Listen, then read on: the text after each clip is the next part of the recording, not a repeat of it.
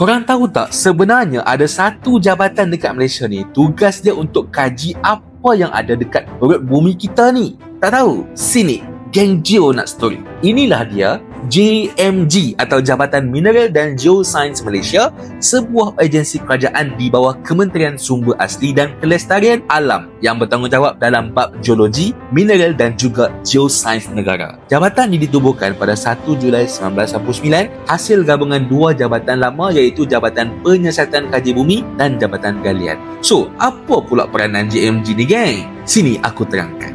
Pertama, pemetaan geologi. JMG ni, geng, diorang menjalankan pemetaan dekat seluruh Malaysia. Maksudnya, diorang kaji struktur bumi, jenis batuan dan keadaan geologi sesuatu kawasan atau tempat supaya kita lebih faham apa yang ada dekat bawah bumi kita ni. Kedua, meneroka dan menilai sumber mineral. Pihak JMG ni juga mencari dan menilai potensi mineral yang ada dekat Malaysia ni supaya sumber ni boleh diguna pakai untuk industri dan pembangunan negara.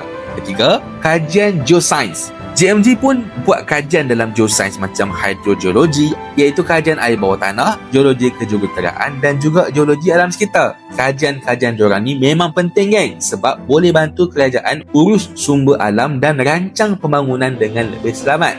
Keempat, khidmat nasihat teknikal. Diorang pun bagi khidmat nasihat teknikal kepada kerajaan dan industri mengenai perkara macam penerokaan mineral, pembangunan air bawah tanah, lombong, impak alam sekitar dan geobencana. Dan yang kelima, pembangunan geopark.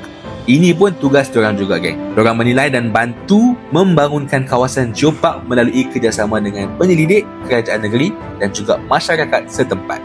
So, geng, peranan JMG ni bukan je mengkaji batuan ataupun mineral je, tapi bantu negara memahami bumi kita sendiri dan urus sumber semula jadi secara mampan untuk masa depan. But something